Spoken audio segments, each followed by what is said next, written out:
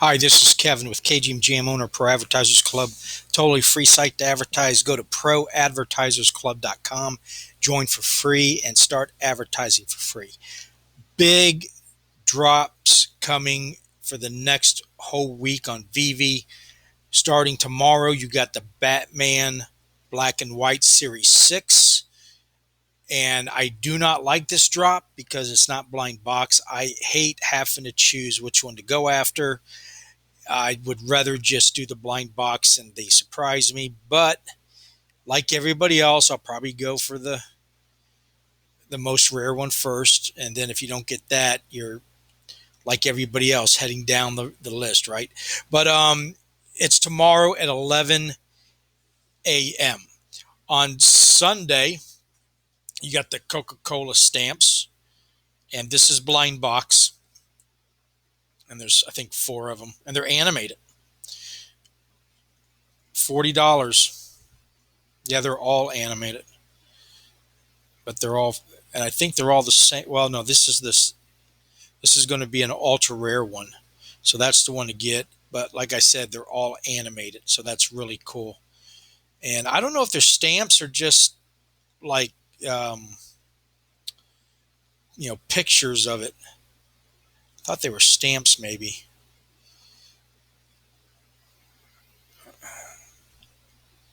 Yeah, I don't know, but anyway, Sunday 11, or no, it's going to be at 3 o'clock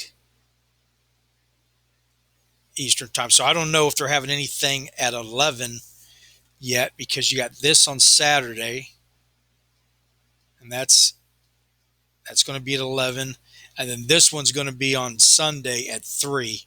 So all right, well, I got those two right. I don't know yet if there's one Sunday morning. They usually do one at 11, so we'll find out.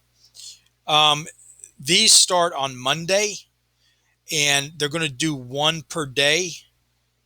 There's 5 different variations, and we'll get more information probably tomorrow. But Monday through Friday, 1, 2, 3, 4, 5, and let's see if we can get any more information here real quick. 5 drops, five days. Collect them all. The 5-issue arc of Marvel's Fallen Sun. So I don't know how much or how many different variations you're going to have for each day. I imagine 5. So yeah, whatever. But there's one each day at 11. But okay, so here's what I want to talk about tonight. I've had videos on this before. This is the comic that people got who belong to Marvel Unlimited, which is owned by Disney. It's a digital comic site to read all their issues that Marvel has. And they sent out 5,000 of them total. And it was a promo code. You put in the promo code, you got the comic. I have not been able to find out how many people turned in that promo code, but there's 50 on sale at any given time in the market, and there's only a few below 1,000, and then the other ones go much higher. But let's just say, so they put out 5,000 promos that are worth $1,000 each. I sold mine for 1,200, and so I'm going to say they can sell for 1,000. Now, if hardly anybody turned that promo code in, then I messed up, because that's a very rare comic. But we know there's at least 50 of them, right? But if all 5,000 got turned in, it's still probably worth between 200 and 1,000, because it's the only comic that has only one cover, and it's a common uncommon, if that makes sense. Like, it's a common cover but uncommon issue, and it's the only one they have. Now, they put it out at $6.99, so the market cap was $35,000 roughly. But at $1,000 a pop, you're talking $5 million market cap. So what I want to talk about tonight is, why would Disney give out $5 million in comics? Okay, and that's the floor price. There's, like I said, 5 or 6 that are down to $700, $800, but most of them are 1,000 or higher, and that's only the ones that we know about. So why would Disney do that? And that's what I'm saying is quit looking at the prices of all the collectibles and do this on all the sites. Start looking at what they're doing. If you start looking at it that way, and of course, you still got to follow the buy low, sell high, and hodl, but hodling will make more sense. And so, what did Disney do in this situation? They didn't do this for Veve. They didn't. It didn't come through Veve. It came through. Veve might have done it for them, but they did it through people who were on one of their platforms called Marvel Unlimited to get more of them over to Veve, but also back and forth. So they're using in the marketing that we're talking about all the time. You see how they did that. So now I'm wondering, because I'm also an annual pass holder, is there an NFT in my future promo coming because I'm a annual pass holder? It's a possibility. I have no proof that that's going to happen, but this has proved that that can happen. Okay. So when you start looking at it like that, you start to see all the different things that they're going to be able to, what is the real value? You got the normal value, which is a simple way to look at it. It's something that's collectible. It goes up in value. You buy it and you sit on it. But instead, there's multiple ways to use it with what? Utility. And if you understand that, then you start seeing the value in every little thing that they drop on any of these platforms, let alone Veve. And I'm going to show you that in a second, what they're doing on another site that is absolutely incredible. So let's look at something else that Veve did, or it wasn't just Veve, but it was. Here's the. I don't have it up. I'm looking for the DeLorean. Okay, the DeLorean didn't have. It had utility, and then it was taken away, and then it was given back, or is going to be back here in the next week or so, according to the last AMA. Everybody's talking about it can drive again. That's great, but what it showed me was that there's an on and off switch for utility. So even if you have a NFT, like say you have Coca-Cola that as of right now doesn't have any utility, doesn't mean they can't do it in the future. So for an example, if Coke decided for everybody who owns a certain of one of their NFTs, they get a free Coke for the year or life, or whoever owns that NFT gets a free Coke per day. And I don't know how they would do that. I'm just giving an example. All of a sudden, that NFT is valuable for more than what we thought it was worth for. And that was the collectible part of it. Now it's worth because it's got a utility added onto it that would make people want to have it. That is when renting comes in. You have these NFTs, it has a utility that people want. You don't have to sell it. You can keep it and rent it out so that that person can, even though they can't buy it, because by this time they might not be able to afford it because it's so much. Now you're renting it out and keeping it as it goes up in value forever. I mean, this is the kind of proof of ownership on the blockchain that you own it, and as long as they could turn that utility on and off, and they could change it around. But think about, you can rent that out and get passive income from these NFTs. That's where all this is leading to. And I'm trying not to get too overwhelmed or scatterbrained about it. I'm trying to keep it focused. So the next thing I wanted to show you was this. Disney sends, you get these emails, and this one's for people who own Disney Plus subscribers. They get 25% off at their hotels. See how Disney's using the email system for people who own or who belong to Disney Plus? Well, now I'm reaching here, but I'm using this as an example. I've long suspected that the Lady and the Tramp has something to do with not Disney Plus, because I wanted to show you that email, but Disney destinations. And I don't have any evidence yet, but I'm starting to suspect that on the research that I'm doing. I'm still working on it if I get any concrete proof. But here's the thing we do know about the Lady and the Tramp.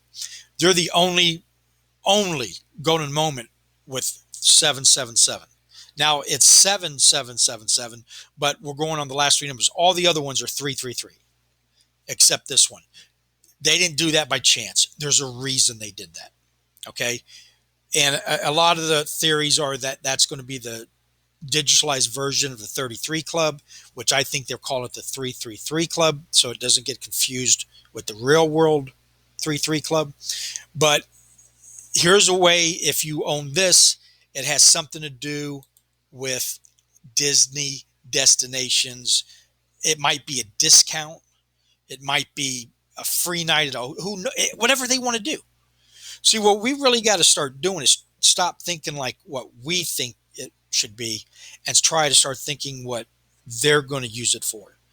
And not that you have any chance of figuring out what they're going to do, but by thinking, trying to think the way they do, it will get you out of the habit of trying to think the way that you do, which is not going to be what they want. If you get lucky, it will be. But I'm telling you, the prices are the last thing that they're worried about. They're not sitting around a office space going, boy, we got to get these prices up for Joe. No, it's all about how are they going to use this to bring in even more business, more connection, more everything into their entire metaverse. Okay. So that's more of an example than, like I said, I have no proof. We do know that for some reason, this is the only one, and it's driving me nuts. That if you got an idea, let me know. That's the best I can do. Okay. So anyway, so I got you focused now on thinking about something other than the prices on these NFTs, because it consumes us. I look at my Veve app 20 times a day. Got to see what the price is. But I'm starting to look at it is, what are they going to actually use these NFTs for? Remember, the DeLorean proved there's an on and off switch for utility. So no matter what you own, if that owner of that, or I shouldn't say the owner because you're the owner, but the creator of that NFT who owns the IP, they can add utility if they haven't already got it in the works anytime they want. Okay. So let's go over here. This is Autograph. It's actually DraftKings, but they're intertwined, and they're doing the same thing that Disney and Veve are doing. They're pitching it back and forth, trying to get you to use both sites type thing. Here's drops they had all this week, right? And I want to talk about the golf ones. They're just these cards, and they dropped them, and they don't give too much explanation of them, and they're kind of expensive on some of them, and they're limited, and you're like, well, what? God, they don't, they look kind of goofy, right? What the hell? And then here's the other ones they dropped. The Tom Brady and Tiger Woods is coming out. Actually, they sold out of the cubes, finally. I want to talk about that in a second. But let's talk about this. So you're like, should I get this NFT? Should I go after it? And you do. Say you go after one of the cheaper ones, like this one's $40, okay? Well, I got a couple of the cheaper ones, and I get this email, and it says you earned a free contest entry into Sunday's golf game. I get to pick, and here it is right here. I get to pick 6 players. It's a $10,000 prize pool. Top prize is $2,000, and the first 125 people who place win win $25 or more. So the worst you're going to win in that is $25 if you place, and the most is $2,000.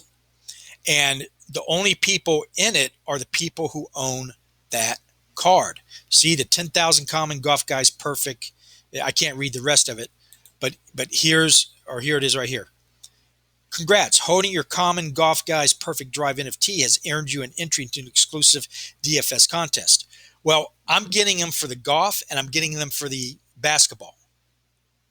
And I've gotten extra NFTs for the basketball ones, and I've gotten about $300 in cash from the basketball ones that they give out. If you're they didn't say they were, but they did on the cash, but not on the other ones. You're just getting it in your account. So now that's the flippers are starting to think, should I be flipping this stuff or holding on? Because you don't know. But this is like the fourth or fifth entry I've gotten, and I think that it doesn't say what the max is, but right now there's 217 people signed up. We can't, because they haven't started golfing yet. We'll pick them tomorrow night, and it's for Sunday. It's for whoever's left on Sunday. So the odds of winning right now are 50% of the people are going to win. Now, I can't prove this, but this card only has, I think, how many of them are there? 1,500. So there's only 1,500 of them, which means the most there could be in the group, because it's a private contest. It's not open to anybody else but to the people who owns this card. Now, once this gets out and people start realizing, especially on the DraftKings, they're doing this more for the DraftKings betting side of it. The people who love to bet constantly, if they know they just can get a card that's going to give them unlimited entries day after day, month after month, maybe for the rest of our lives, what does this card become valuable now? If I'm correct, I don't know if that's, I'm still learning, because they're just surprising me. They're just giving it to us. They're going to be doing one for every sport: NASCAR, football, baseball, and that's what they're doing with the cards. They're adding and giving utility to promote something else outside of the NFT. They're using that NFT, not in the way we want them to, like, or we do and we don't, but we're thinking like, you made me an NFT, I bought it, I want it to go up in value. That's not important to them. What's important to them is to market it, to use it to bring more people in to the site that they're promoting, which is DraftKings. They're going to make money either way on the card now. Every time it sells, they're going to get a percentage, right? But what the real value is they're going to bring people into the DraftKings side who are, hopefully for them, place bets type thing. And if you're not into betting, then it might horrify you, or you don't want nothing to do with it. I understand that. But it's the utility part that interests me to no end. Trying to figure out what these guys are going to do next is what's driving me crazy. Like the 777. I have called Disney. I'm trying to find that employee who knows what that means. Not that he even, and here's the shocking thing: none of them even knows what an NFT is. The employees. The next question I ask is, well, do you know what Lady and the Tramp is? Yeah. Do you know what the Lady and the Tramp NFT is? No. I haven't come across one Disney employee yet who knows what an NFT is. And that's going to segue into the Tiger Woods. Tiger Woods just sold out on these, which it surprised me, but it didn't. It's been for sale for 5 days now, and there's 16,600, and they're $80 a pop, and there's an item in each one which they open on the 12th. Okay, now here's what I want to point out. Tiger Woods has fans in the millions, if not maybe a billion. Okay, people know Tiger Woods is like a household name all around the world. You name it, not just golf. I mean, video games, just Tiger Woods. Who doesn't know who Tiger Woods is? But that does not translate into NFT fans. The same thing happened with the Dale Earnhardt Jr. drop. They only dropped 1,000 of them. They dropped, the first one was 2,500. The next one was 1,000. They sold out, but you get the impression not a whole lot of people bought them because the price is real low and they're not reselling a lot. which tells me, because I know Earnhardt Jr. has millions of fans, it just tells me that the mainstream people are not yet into NFTs. Another reason for hodling. Yeah, you might not be able to get $50 right now for an NFT of Dale Earnhardt Jr. But once it goes mainstream, once the bulk of fans understand that not only do they want to have this collectible, but they want to get it because of the utility it will give them for their sport or for their hero or the person. One of the drops you get to go, it was a one of one, and I don't have it pulled up right now, but you got an autographed helmet of Dale Earnhardt Jr., and you got to ride with them in a race car around the track. I think maybe you even got to drive the car. I don't know. You're in the car, though, either way. And it only went for, it didn't go for what I was expecting it to go for, because I don't think there's a whole lot of Dale Earnhardt Jr. NFT fans.